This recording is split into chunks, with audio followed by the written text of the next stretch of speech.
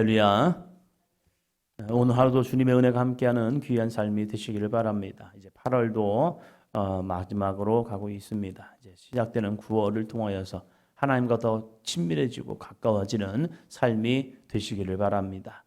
욥기 25장입니다. 욥기 25장 1절입니다. 수아 사람 빌닷이 대답하여 이르되, 지금 이 욥과 욥의 친구들 엘리바스, 빌닷, 소발, 이제 또 후에 있을 이 한 사람, 이렇게 해서 이 세 명의 사람이 계속적으로 반복적으로 욥과 영적인 논쟁을 합니다. 우리가 논쟁을 할 때 참 무서운 것은 내가 옳아, 나는 옳아 라는 그러한 선입견을 가지고 그러한 기준을 가지고 하다 보니까 상대방 이야기가 잘 들리지 않을 때가 참 많습니다. 경청이라는 것을 보면요, 이 사람이 말이 맞을 수 있구나라는 그런 가정을 가지고 살아가는데, 내 말이 맞아 확증을 가지고 나아가다 보면 내 마음속에 귀는 열려 있지만 이 마음의 귀가 열리지 않아서 소리를 듣지 못하는 경우가 있어요. 분명히 이야기합니다. 그래도 불구하고 그것을 듣지 못하는 경우가 있어요. 우리가 듣는다고 다 내 마음에 남는 게 아니더라고요. 내가 동의하고 내가 그렇구나, 누군가 나에게 어떤 지식을 가르쳐줘도 그렇구나 라고 하면서 그것이 동의가 될 때에 내 마음에 남는 것이지, 그냥 하나의 소리로만 들려지면 그저 저 사람과 대화는 했지만 남는 게 없는 거예요. 지금 이 욥과 욥의 친구들의 대화를 보면 어쩌면 평행선을 가는 것 같아요. 쭉 가는 것 같아요. 그런데 이제 25장에 들어가면서 빌닷의 이야기를 보면 하나가 빠져버립니다. 뭐가 빠집니까? 욥, 너는 죄인이야. 이게 빠져버립니다. 왜 그럴까? 왜 그랬을까? 이 빌닷의 대화를 보면요, 말을 보면 굉장히 짧습니다. 6절로 그냥 끝나버립니다. 자기의 순서가 되었는지 한 사람 한 사람 한 사람 돌아가면서 계속 욥과 논쟁을 하다가 이 빌닷이 이 마지막 세 번째 이야기를 할 때에 그의 말이 굉장히 짧아집니다. 저는 그 이유를 한번 생각해 보았습니다. 왜 그랬을까? 지금까지 욥의 친구들은 욥, 너는 죄인이야. 그것 때문에 이렇게 환난이 왔어 라고 하지만 그 부분이 빠져버리고 하나님의 속성에 대해서만 이야기합니다. 무언가를 이야기해야지만 자기 안에도 뭔가 부딪힘이 없던 거예요. 욥의 이야기를 듣다 보니까 그러게 우리는 악자 필멸, 악인은 반드시 망한다, 이것을 가지고 살거든요. 그런데 욥이 뭘 반박합니까? 어저께 말씀을 보면 악인의 형통함을 봐라. 악인이 죽을 때까지 평안하다가 잘 되다가 그의 자손도 잘 되는 것, 그러다가 죽음을 맞이하는 경우도 있다. 물론 그 마지막에는 심판이 있겠지. 그러나 우리가 이 땅을 살아가는 이 현실의 삶 속에서 의인이 형통하느냐? 그렇지 않을 때도 있지 않느냐. 악인이 꼭 망하느냐? 그렇지 않을 때도 있지 않느냐. 의인은 고난을 당하고 악인은 형통할 때도 있잖아. 그렇다면 지금 내가 당하고 있는 이 고난이 악인이기 때문에 고난을 받는다? 거기에 대해서 좀 생각을 좀 바꿔보자 하면서 욥이 말할 때에 빌닷이 그 이야기를 들은 것 같아요.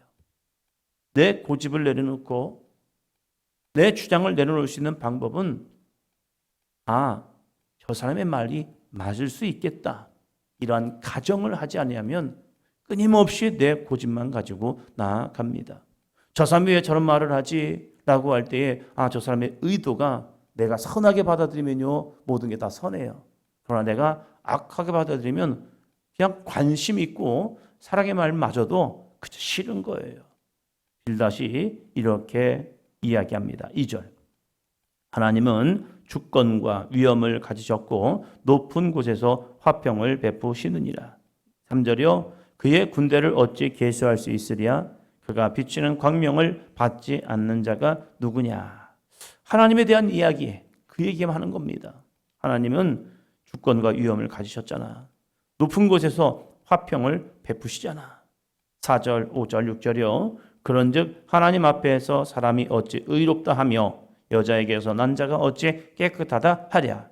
보라, 그의 눈에는 달이라도 빛을 발하지 못하고 별도 빛나지 못하거든. 하물며 구더기 같은 사람, 벌레 같은 인생이랴. 욥뿐만이 아니라 자신들의 모든 인생을 이렇게 이야기합니다. 하나님 앞에서 사람이 어찌 의롭다 하며 여자에게서 난 자가 어찌 깨끗하다 하랴. 맞아요. 로마서 3장 10절에서도 의인은 없나니 하나도 없다고 얘기합니다. 모든 사람은 다 죄인인 거예요. 우리가 의로운 자가 아니라 우리도 죄인이다. 너도 죄인이다. 그것은 어쩔 수 없는 명제이죠. 그러나 욥은요, 나는 의로운데 라는 그런 마음을 가져요. 왜 나같이 의로운 자에게 이런 고난이 왔을까? 이러한 궁금함도 갖고 있습니다. 그러나 욥이 마지막 하나님을 만나고 대면했을 때 그도 고백을 하죠. 나도 죄인이었구나. 이걸 깨닫게 되니까 하나님 앞에서 더 이상 투정할 수 없는, 하나님과 함께 변론할 수 없는 자신의 모습을 보게 되는 거죠. 이 빌닷의 말, 이 명제는요, 어쩔 수 없는 그냥 정확한 명제예요. 오늘도 우리들이 고난을 만난다면, 어떤 문제를 만난다면 그 문제가 나는 괜찮은데, 나는 문제 없는데, 사람과 사람과의 관계에서도 마찬가지죠. 사람과 사람과의 관계에서도 내가 그 사람으로 해서 어떤 어려움을 당하고 어떤 문제를 만날 때 저 사람 때문이야가 아니라 나의 모습. 저는 축구를 좋아하고 이렇게 보지만 참 좋은 선수들을 보면요, 참 다르더라고요. 물론 공을 가지고 컨트롤 잘하고 하고 있는 거지만 꼭 좋은 선수인데 참 실력도 좋은 것 같은데 중요한 경기 앞에서 부상을 당하는 경우가 참 많아요. 그래서 정말로 중요한 경기를 못 나갔던 그런 선수들이 있더라고요. 왜 저 사람은 저럴까 하는데 욕심은 좋아요. 열정도 좋아요. 그런데 자기를 방어하는 이 공격수가 방어하는 사람들이 있는데 수비수가 자기를 수비를 할 때 좀 거친 수비를 하는 사람들이 있거든요. 그러면 조심해야 할 거 뭐냐면 그 사람들에 대한 기질과 성향을 알고 있기 때문에 수비수를 알고 피할 거는 피해야 하고 공을 오래 갖고 있지 말고 빨리 패스를 하고 자기의 자리로 또 움직여줘야, 그래야 자기가 부상을 덜 당하거든요. 그런데 욕심이 있잖아요, 사람은. 내가 골을 넣어야 한다. 내가 골을 좀 많이 갖고 있어야 한다. 이런 욕심 때문에 그 욕심의 순간을 놓지 않으면 여러 가지 태클이나 그러한 이 반칙을 통해서 부상을 얻게 되면 끝난 거예요, 그냥. 저 사람 좋은 선수인데, 저 사람 실력 좋은데, 부상 나오면 끝난 거예요. 우리의 신앙에서도 마찬가지더라고요. 우리의 신앙에서도 저 사람이 반칙을 했기 때문에 문제야. 맞아요. 반칙을 했기 때문에 문제예요. 그러나 이 좋은 선수들의 입장에서는 자기를 보호하는, 운전할 때도 마찬가지죠. 운전할 때 저 사람이 실수를 했어요. 중앙선을 침범해 왔어요. 나는 이 중앙선을 침범해 오는 이 차를 향하여 내 길만 가는 게 아니에요. 거기에 꼭 필요한 게 있습니다. 방어 운전이요.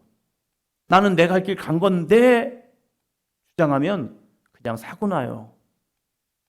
조금 내가 비껴가더라도 그 달려오는 차, 중앙선을 넘어서 달려온다 할지라도 그것을 피할 수 있다면 피하는 것이 방어 운전이라는 거예요. 우리에게도 이 방어 운전에 대한 영적인 모습이 필요하거든요. 저 사람이 나를 공격하지 않도록, 저 사람이 나에게 어떤 해를 깨지 않도록 스스로를, 저 사람과 나의 관계를 보면서 피할 수 있다면 피해야 하고, 그리고 그 사람을 좀 잘 다독이면 다독일 수 있는 모습들. 그래서 함께 길을 갈 수 있는, 나 저런 사람들 필요 없어, 나 이런 공동체 필요 없어 하면서 빠져나가는 순간요, 또 다른 문제는 계속 사단은 우리를 공략하거든요. 그래서 내 믿음 안에서 내가 어떻게 나아갈 것인가, 이거에 대한 끊임없는 자기 모습을 볼 수 있는 이 모습이 있기를 바랍니다. 또한 욥을 보면요, 이러한 빌닷의 이야기에 대해서 또 이렇게 이야기를 합니다. 26장 2절이요. 내가 힘 없는 자를 참 잘도 도와주는구나. 기력 없는 팔을 참 잘도 구원하여 주는구나. 3절이요. 지혜 없는 자를 참 잘도 가르치는구나. 큰 지식을 참 잘도 자랑하는구나. 좀 비아냥거리는 말투이죠. 네가 참 잘 나 도와주는구나. 네가 참 잘도 나를 구원하여 주는구나. 말은 맞아. 그런데 그것이 어느 순간부터 진리에 대한 탐구, 하나님의 은혜에 대한 소망, 이런 대화가 아니라 이것은 잘못하면 감정 싸움이 되어버렸습니다. 우리는 옳고 너는 틀렸어 라고 하는 것이 계속 이 논박이 왔다 갔다 하면서 감정 싸움이 돼요. 때로는 우리가 어떠한 의견에 대한 다른 모습 때문에 이야기를 할 때가 있습니다. 이 이야기를 가지고 계속 하다 보면요, 어느 순간에 해결점을 찾기보다는 서로에 대한 논박만 하다 보면 감정 싸움이 되더라고요. 한 회의를 하는데 있었습니다. 1시간 동안 똑같은 말을 이쪽에서 저쪽에서 왔다 갔다 계속 하는 거예요. 무슨 얘기인 줄 알겠어요. 그럼 어떻게 할 건데 여기에 대한 결정을 해야 하는데 똑같은 말만 그냥 왔다 갔다 계속 하고 있는 거예요. 그래서 이제 그만 끝내자고 누군가 그 얘기를 한 거예요. 너무 좋더라고요. 똑같은 얘기인데 왜 그때 할까? 어떤 결정되지 않은 이야기지만 그 이야기를 어떻게 우리가 해 나갈 거냐, 몸에 나갈 거냐라는 문제를 가지고 그렇게 하는 거예요. 신앙적인 모습에서도 마찬가지입니다. 잘못하면, 대화가 잘못되면 풀어야 할 문제는 바라보지 못하고 그저 감정적인 골만 깊어지는 경우가 있어요. 그럴 때 저는 한 가지 마음을 갖는 것은 그만 얘기하자. 끝내자. 중요한 문제는 빠져버리고 그저 서로의 감정만 더 아프게 하고 힘들게 하고. 왜요? 평행선이기 때문에 그래요. 나는 옳아, 너는 틀렸어. 이 마음으로 하다 보면 이 감정의 골만 깊어질 뿐이지 해결점은 없어요. 그러다가 싸우다가 끝나버리죠. 그때는 다음에 얘기하자. 이게 어쩌면 정답이기도 해요. 근데 한쪽에서는 답답하죠. 다음에 언제 할 건데? 안 해도 돼요. 해결 없는 문제면. 이욥의 친구들 속에서는 이제는 감정만 상해져 있어요. 너는 나빠 하니까 왜 내가 나빠? 왜 내가 죄인이야? 그러면 죄를 지적해봐. 지적할 게 없는 거예요. 근데 고난이 있는 거예요. 이 모습 속에서 서로 이 모습이 됩니다. 우리에게도 그 안에서 여러 가지 이야기를 할 때 조심해야 할 것은 남의 이야기 덜 하는 게 좋고요. 은혜로운 이야기라면 해도 좋지만 그 은혜로운 이야기가요, 때로는 비교가 돼요. 나는 은혜를 전하기 위해서 그 사람에게 이야기를 했지만 듣는 사람 입장에서는 나한테 이야기를 왜 해야지? 그러면서 거기에서 또 다른 문제가 되어버리거든요. 그래서 저는 신방을 갔을 때 자기 이야기하는 걸 좋아합니다. 당신 이야기를 하시라고요. 다른 사람 이야기 아니라 당신의 이야기를 듣고 싶습니다. 어떠한 문제가 있습니까? 어떠한 힘든 모습이 있습니까? 어떠한 도전하고 있습니까? 근데 어떤 경우를 보면요, 자기 얘기는 하지 않냐고 남 이야기하는 경우가 참 많아요. 그러면 그것은 신방이 아니라 또 다른 불평과 불만이었죠. 오늘 우리들의 삶 속에서는 하나님 앞에 나 자신을 내어놓을 수 있는 모습이 필요합니다. 그렇지 아니하면 이 욥과 욥의 친구들 모습밖에 되지 않아요. 그러면서 이 욥이 한 가지 놓지 못한 것은 이겁니다. 27장 2절이요. 27장 2절. 나의 정당함을 물리치신 하나님, 나의 영혼을 괴롭게 하신 전능자의 사심을 두고 맹세하노니. 지금 욥도 놓지 못한 것, 하나님이 왜 나에게 이렇게 고난을 주지? 나의 정당함을 물리치신 하나님. 자기는 정당한데 하나님이 그것을 물리쳤다는 거예요. 왜 내가 이런 고난을 당해야 합니까? 이런 질문 속에 하나님이 답을 하지 아니하시니까 자기는 끝까지 의롭다는 거예요. 그리고 지금 이 고난은 하나님이 줬다는 거예요. 하나님이 주권하에 있는데 하나님의 이 주권하에서 하나님이 허락하지 않았다면 어떻게 고난이 왔을까? 맞아요. 이 욥기를 앞에를 보면 하나님께서 사단에게 허락했어요. 그러나 고난은 사단이 주는 거라는 사실이에요. 사단이 우리를 시험하고 있다는 거예요. 그런데 욥은 하나님께로 온 거야. 하나님이 어떻게 이럴 수가 있어? 그러면서요, 하나님의 은혜를 구하기보다는 하나님 앞에 투쟁하는 이 욥의 모습도 보게 돼요. 3절 볼까요? 나의 호흡이 아직 내 속에 완전히 있고 하나님의 숨결이 아직도 내 코에 있느니라. 나의 호흡이 아직 내 속에 있고 하나님의 숨결이 아직도 내 코에 있다. 아직도 난 살아있지. 나 아직도 살아있어. 지금 자기의 육적인 모습이나 영적인 모습은 처참한 가운데 있습니다. 그런데 나 아직도 살아있다. 근데 이 살아있는 모습 속에서 이가 이러한 결단을 합니다. 4절이요. 결코 내 입술이 불의를 말하지 아니하며 내 혀가 거짓을 말하지 아니하리라. 육적인 결단이죠. 또 영적인 결단이죠. 내 호흡이 살아있는 때까지 결코 내 입술이 불의를 말하지 아니하며 내 혀가 거짓을 말하지 아니하리라. 자기는 이렇게 다짐을 해요. 입술이 불의를 말하지 않겠다. 내 혀가 거짓을 말하지 아니하겠다. 벌써 불의와 거짓 속에 들어와 있어요. 자기는. 나는 의롭고 하나님은 공의를 행하지 않으셔요. 여기요. 자기는 지금 이 말 자체들이 불이고 그리고 이 자기의 말이 거짓된 말들이거든요. 근데 착각하는 게 있어요.